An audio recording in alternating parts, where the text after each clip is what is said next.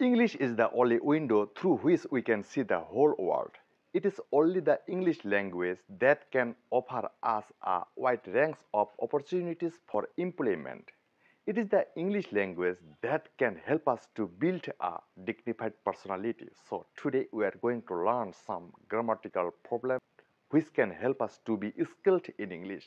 এই সেন্টেন্সগুলির মধ্যে that, conjunction, over, preposition, while, conjunction, go, verb, waiting, verb, he, pronoun, I, pronoun, learning, verb, gossiping, verb, to criticize, verb. এগুলিকে আমরা তাই জানি, কিন্তু সত্যি কি এগুলি তাই? মোটেই না। আমরা যদি গ্রামাটিক্যালি এগুলিকে অ্যানালাইজ করি তাহলে দেখব যদিও দেখতে সেগুলি ভার্ব বা প্রনাউনের মতো, ইনডিড সেগুলো আদৌ প্রনাউন বা ভার্ব নয়।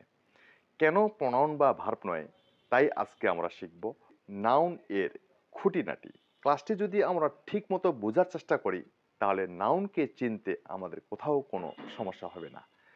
So my dear English learners, প্রথমত এই দ্যাট, এখানে এই সেন্টেন্সে তিনটি দ্যাটের ব্যবহার করা হয়েছে। I know that that that he used is wrong, অর্থাৎ আমি জানি যে সে যে দ্যাট ব্যবহার করেছে তা ভুল। এখানে তিনটি দ্যাটের একসাথে ব্যবহার, এটাও একটি ব্যতিক্রম ভাব আমাদের মনে এনে দিয়েছে, এবং মাঝের দ্যাট কোন পার্টস এটি আমাদের জানা বিষয়। এই সেন্টেন্সটি নিয়েই একটি আলাদা ভিডিও রয়েছে, সেখানে তিন দ্যাটেরই ব্যবহার উল্লেখ করা রয়েছে, অ্যানালাইজ করা রয়েছে। আজকে আমাদের জানার বিষয় এই মাঝের দ্যাট কি। আমরা এতক্ষণ ধরে যে ওয়ার্ডসগুলিকে যে পার্টস অফ স্পিচ হিসেবে জানলাম সেগুলি না হয়ে নাউন বা অন্য কোনো পার্টস অফ স্পিচ কেমন করে হয় তা আমরা এখন শিখে নেই। আমরা শুরু করব এই সেন্টেন্সগুলি আমরা পরে শিখে নেই, আমরা নিচ থেকে শুরু করে নেই।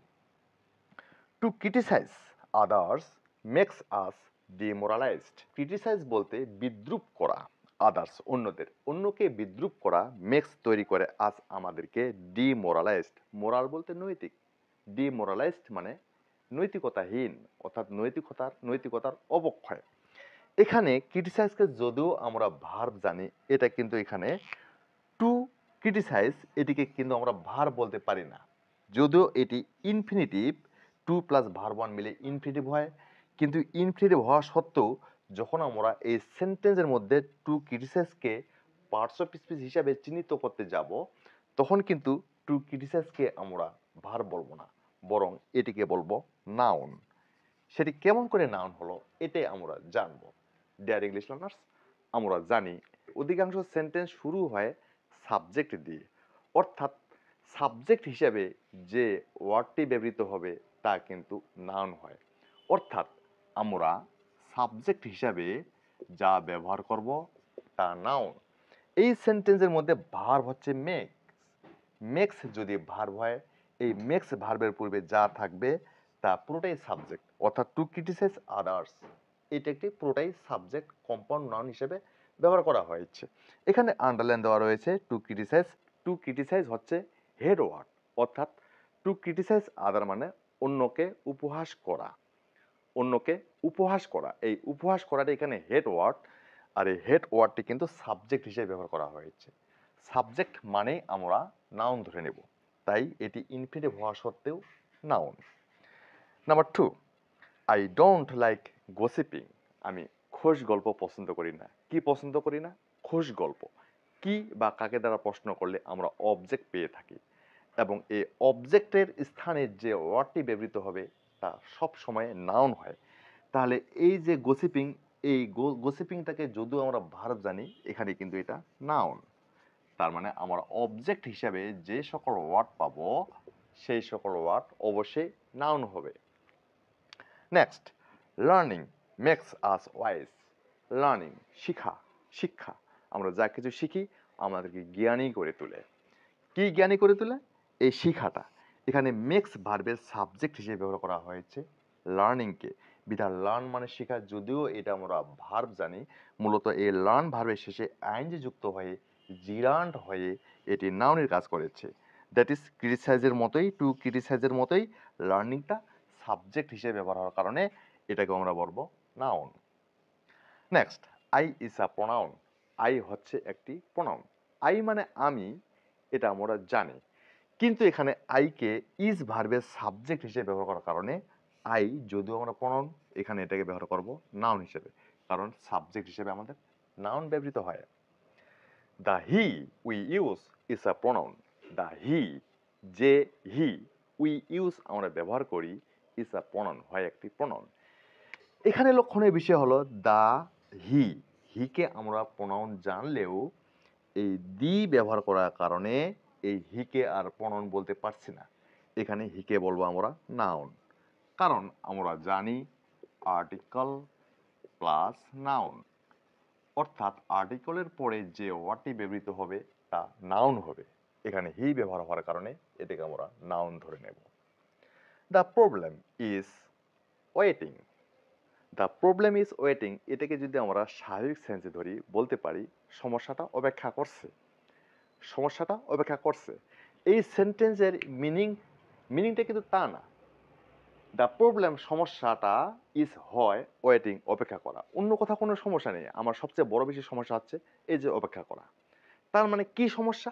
এই অপেক্ষা করাটাই সমস্যা। এই অপেক্ষা কথাটি এই সমস্যার সম্বন্ধে তথ্য দিচ্ছে, তাই এটাকে আমরা সাবজেক্টিভ কমপ্লিমেন্ট বলতে পারি। আর সাবজেক্টিভ কমপ্লিমেন্ট নাউনের কাজ করে, বিধায় এটাকে আমরা নাউন বলবো। বিধায় এটি নাউন। তাহলে আমরা জানলাম কমপ্লিমেন্ট হিসাবে যা কিছু বসবে তা আমাদের নাউন হবে। টপিকটি বোঝার জন্য এখানে আমরা আরেকটি সেন্টেন্স ব্যবহার করতে পারি, বলতে পারি হার হার ফেভারিট অ্যাক্টিভিটি ইজ রিডিং। তার প্রিয় কাজ হচ্ছে পড়ালেখা করা, পড়াটা। কি তার প্রিয় কাজ? পড়া। এটি একটি অবজেক্ট হিসেবে ব্যবহার করা হয়েছে এবং এই অবজেক্টটি হার অ্যাক্টিভিটিকে উল্লেখ করছে, নির্দেশ করছে। তাই এটাকেও আমরা কিন্তু সাবজেক্টিভ কমপ্লিমেন্ট বলতে পারি।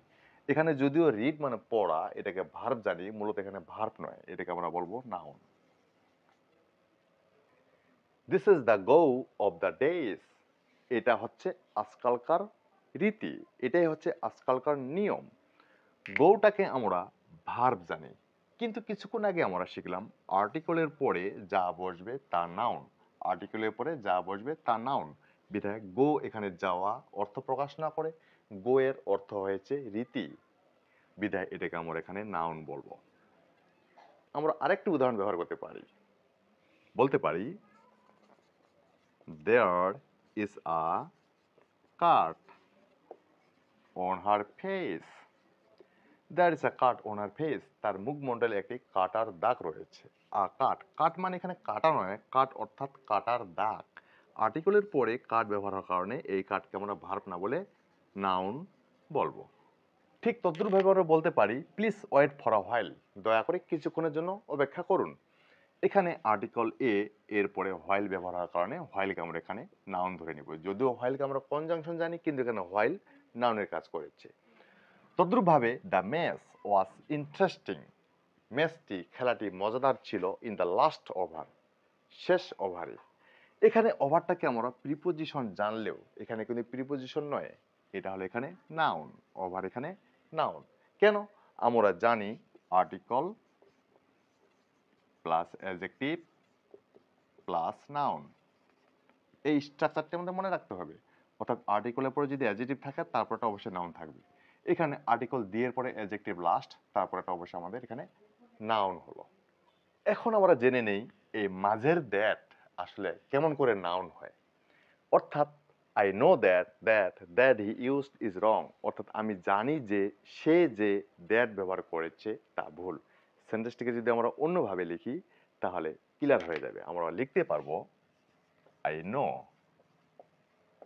That that which he used is wrong. আমরা সেন্টেন্সটা এভাবে লিখতে পারি দ্যাট আই নো দ্যাট, আমি জানি যে দ্যাট সেই দ্যাটটি, হুইচ যাহা, হি ইউজড সে ব্যবহার করেছে, ইজ রং তা ছিল ভুল, তা হয় ভুল। এখানে আমরা কিছুদিন আগে পড়লাম আর্টিকেলের পরের ওয়ার্ডটি নাউন হয়। এখানে দি এর পরে দ্যাট ব্যবহার করার কারণে এই দ্যাটকে কনজাংশন না বলে আমরা এটাকে নাউন বলবো। So my dear English learners, শুধু ওয়ার্ডের অর্থ জানলেই আমরা তাকে সঠিকভাবে পার্টস অফ স্পিচ শনাক্ত করতে পারবো না। আমরা একটি সেন্টেন্সের মধ্যে যখন একটি ওয়ার্ডকে আইডেন্টিফাই করতে বলা হবে, তখন সেন্টেন্সে সেই ওয়ার্ডের পজিশন অনুযায়ী তার নামকরণ হয়ে থাকে। সিম্পলি যখন একটি ওয়ার্ডের নামকরণ করতে বলা হয়, তখন সহজে সেটি কোন পার্টস অফ স্পিচ আমরা বলতে পারবো। কিন্তু যখনই সেন্টেন্সের মধ্যে থাকবে, তখন কিন্তু একটু আমরা ভেবে চিন্তে উত্তর দিতে হবে। কারণ এই স্ট্রাকচারগুলি না জানলে আমরা সেই পার্টস অফ স্পিচকে চিহ্নিত করতে পারবো না। So thank you.